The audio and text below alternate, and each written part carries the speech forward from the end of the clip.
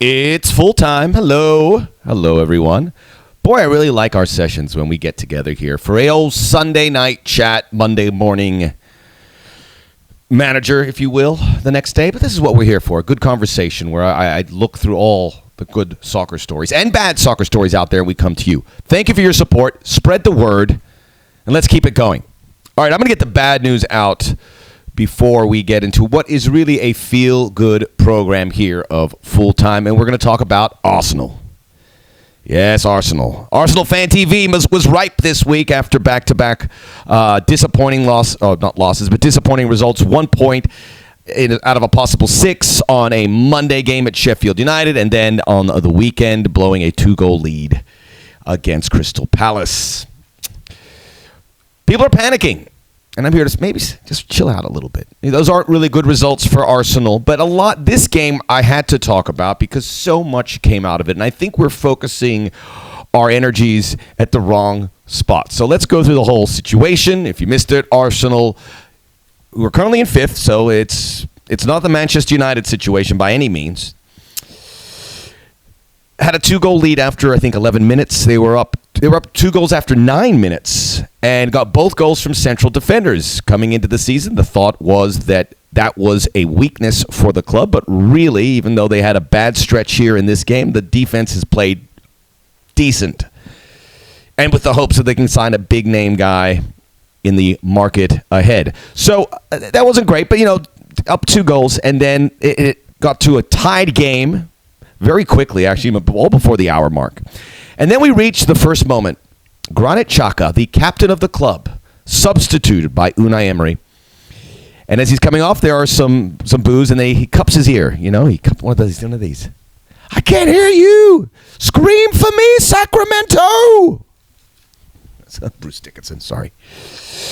So as he's coming off, and then he storms right off, takes his jersey, and this is not really looking well. First of all, for the manager to take off your captain, that's not a good look. We know that. That's been talked about a lot. The disdain between the fans, or some of the fans, and Xhaka, and this will not really help it, but I looked at it again, the whole sequence. It wasn't that bad. His behavior kind of rolling off, you don't see that, but you see that enough times without going bananas here. He's not happy for being substituted. I don't think it was that loud. It wasn't like all the Arsenal fans in unison by any means. It was a few fans. Maybe my hearing's not well, but that's what I did. What I have issue with is Granit Xhaka taking his sweet time walking off the field with the game tied at 2-2. Arsenal at home looking to make an impression. Wasn't allowed to do it because it took too long. Anyhow, what the real situation is, Arsenal had a goal disallowed that we should be talking about an Arsenal victory. Well, if they actually won this game, I probably wouldn't be talking about it right now. Martin Atkinson needed to be substituted as the official. He had a shocker. I'm sorry, I don't want to pick on referees, but he had 2.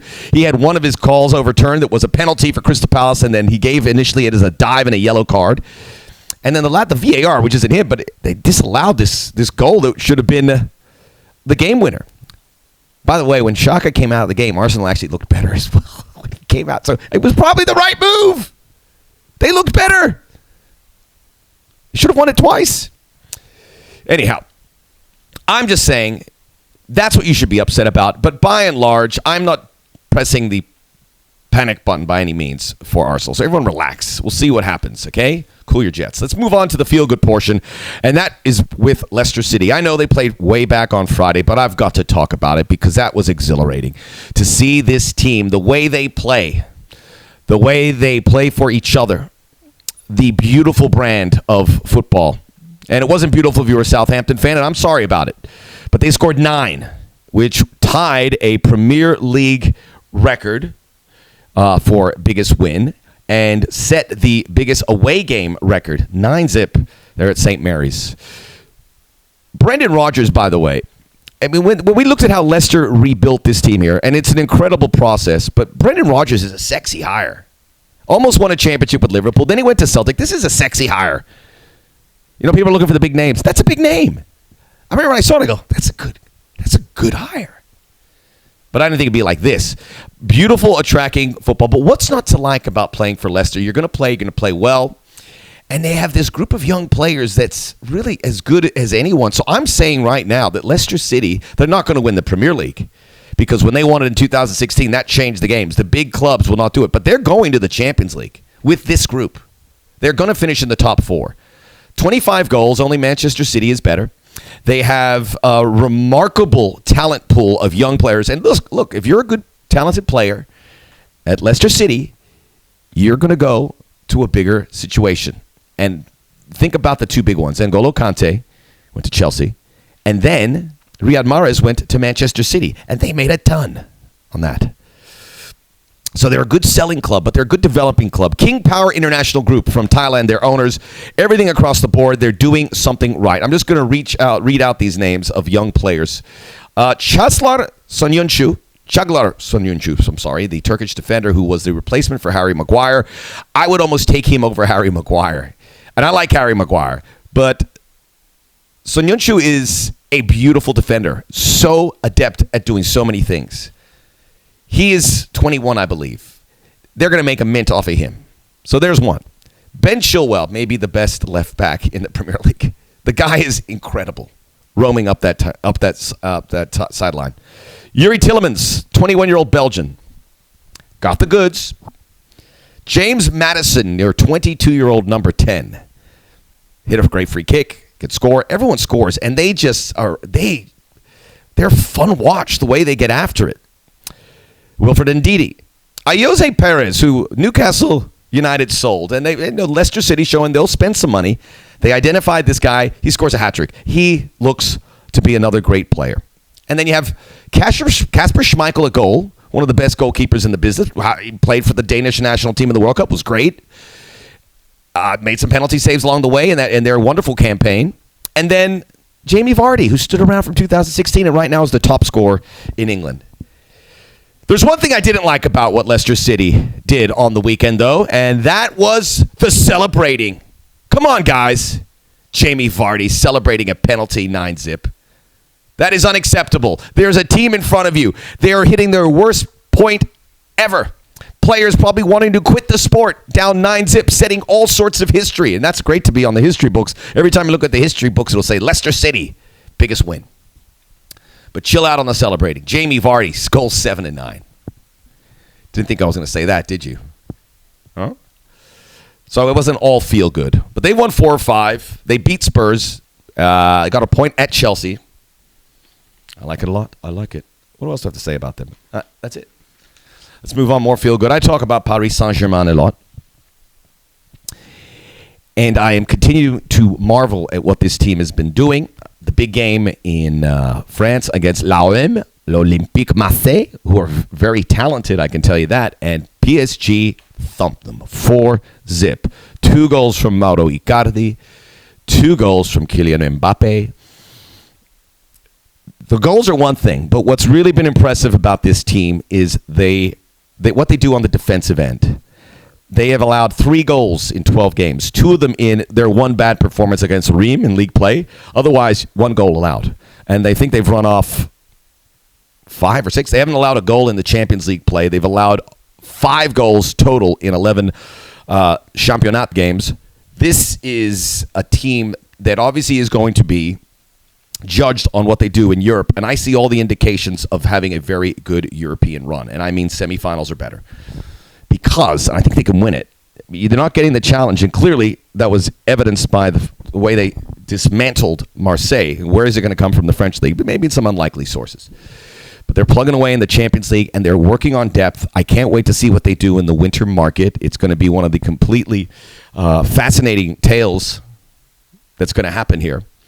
But defensively, it's Presnel Kimpembe, who's one of the good young defenders. Marquinhos has become that defensive midfielder, and he is changing.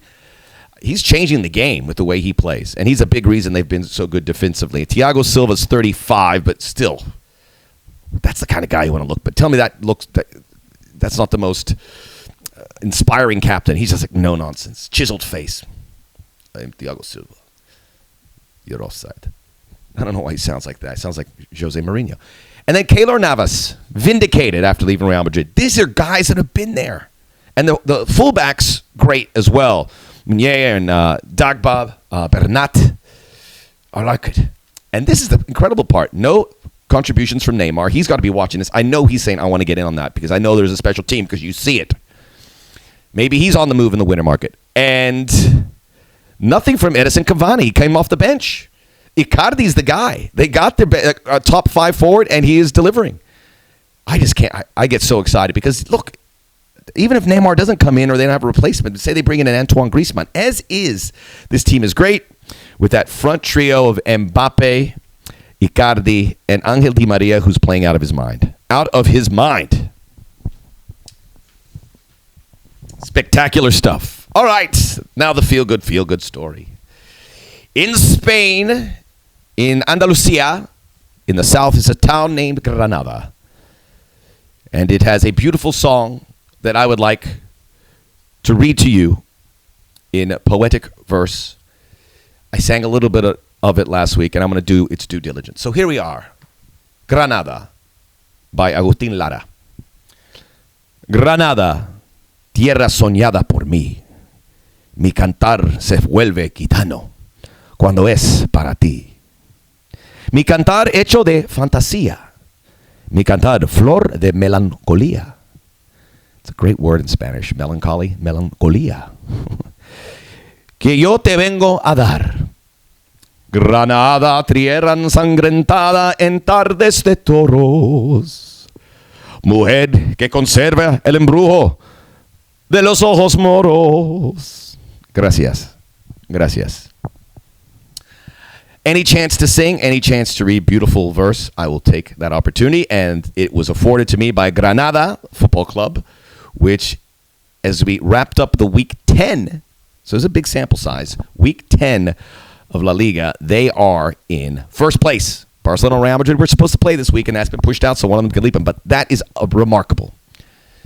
I'm not going to sit here and pretend they're going to stay there, because they're not. But you have to really take your hat off to what Granada has been able to do. Roberto Soldado, maybe the most recognizable player in the bunch from his Real Madrid days. But they have some good young. They are the kings of one zip. They get the most out of a shot. They're not a fun watch. I tried. They're like, all right. But by the way, goal scoring down really in Spain. They need to fix that. They got to have more goals. Lost their last 3 wins are all 1-0, 1-0, 1-0 results. But they've shown a lot of fire. They have beaten Barcelona 2-0. That wasn't the Barcelona we see now with Messi. They were, obviously in flux a bit. And then you also have the result against Real Madrid where they were down 3-0, came back 3-2. So they are fearless. But that is it. Congratulations, Granada. And now maybe you can add it. Great place to visit. I have never been, but it's on my short list of places I want to go. Maybe I'll do a Sevilla. Maybe I'll do a Granada, Sevilla, Morocco. All right. Across the, what body of water that is. If you're looking for a real team with staying power in Spain, as I said in my preseason predictions, it's Real Sociedad. It's very crowded at the top. 2 points separate the top 6. Real Sociedad is 1 point behind Granada, and they have the talent, and they have some big-name players, good young players that are starting to get better, so I think they're going to stick around. So look for them to keep pace with the Madrids and the Barcelona. Martin Odegaard, Norwegian midfielder, one of the best midfielders in the world. He's owned by Real Madrid. He'll probably go back there sooner than later. But Odegaard is a delightful watch. Granada is not. Odegaard is. And I think they will there. I think they'll stay. And this is the information you get on, full time every week. New show coming out, the Soccer OG. Thanks for the support. Subscribe to stay alive.